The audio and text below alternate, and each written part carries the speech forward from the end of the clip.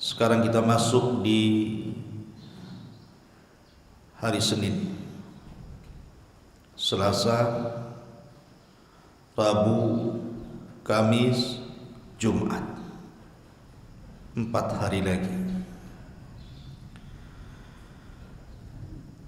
Ketika kita perhatikan di dunia medsos, terutama di YouTube,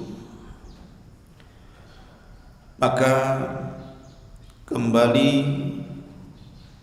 mencuat tentang hadis-hadis yang akan berlaku di tanggal 15 hari Jumat bulan Ramadan. Padahal sudah jelas hadisnya, tidak ada yang sahih, bahkan cenderung maudhu, paling rendah dhaif. Tetapi entah apa niatnya menyebarkan hadis-hadis semacam ini.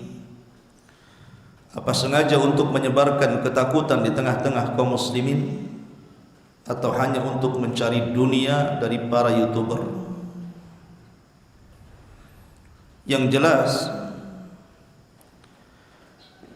dua perkara yang harus diperhatikan.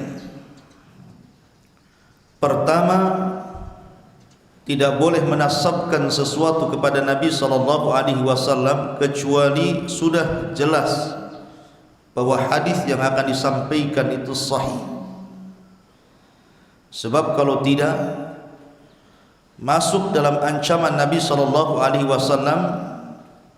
al-kadhibu alayya laisa kakadhibin ala ahad. Berdusta kepadaku itu berbeda dengan berdusta kepada sesama kalian. Kenapa? Karena man kadzaba alayya muta'ammidan falyatabawa maq'adahu minan nar. Barang siapa yang sengaja berdusta atas namaku, kata Rasulullah, silahkan seret tempat duduknya, masukkan ke dalam neraka. Yang kedua, haram hukumnya menakut-nakuti kaum muslimin. Karena Nabi SAW bersabda, la yahillu li muslimin an yurawwi'a musliman. Tidak boleh seorang muslim itu menakut-nakuti muslim yang lainnya.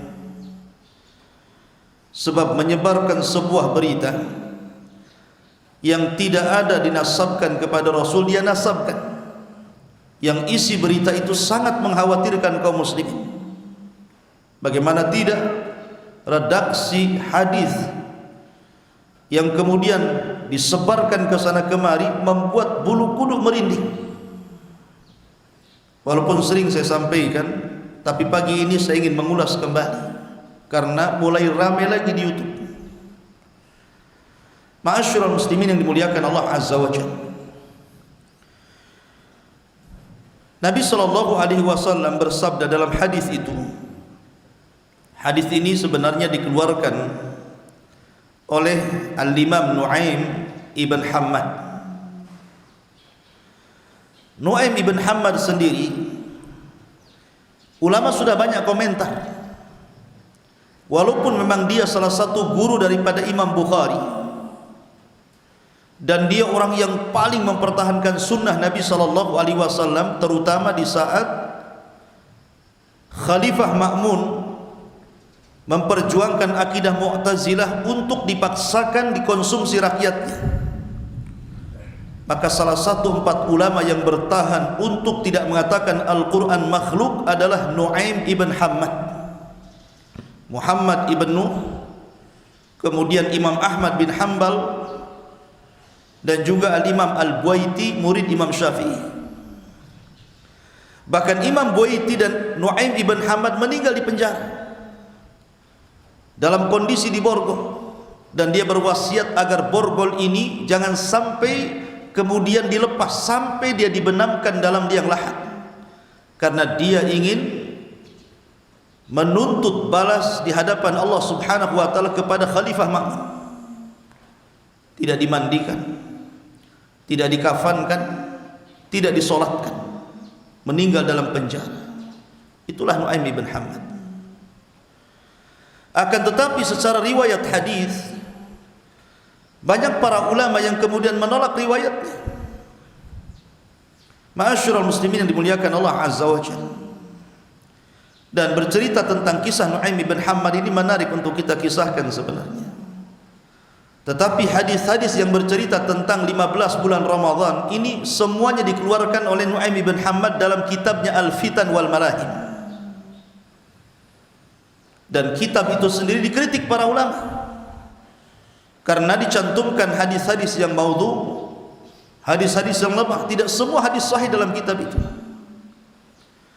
Cuman karena banyaknya keterbatasan orang untuk meneliti hadis ataupun mungkin keawaman mereka, yang penting di situ ada qala Rasulullah, disangka hadis, disebarkan tanpa kemudian mengcross-check hadis ini sahih ataukah tidak, batil ataukah hak, maudhu ataukah sahih.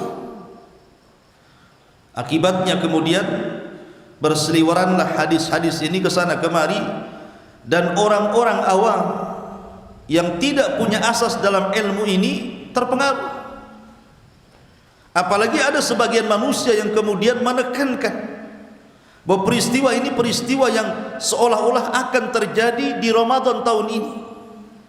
Bahkan kemudian menganjurkan untuk menyimpan makanan sebanyak-banyaknya, karena akan mengalami setelah peristiwa 15 dentuman keras nanti itu akan terjadi duhan yang akan meliputi dunia 40 hari 40 malam. Bahkan menganjurkan orang-orang yang sudah kadang berada di Mekah untuk memborong kurma sebanyak-banyaknya, kemudian ditaruh di hotel, biar selama 40 hari 40 malam itu minimal ada yang dimakan, makan kurma sama air zam-zam katanya. La haula wala quwata illa billah.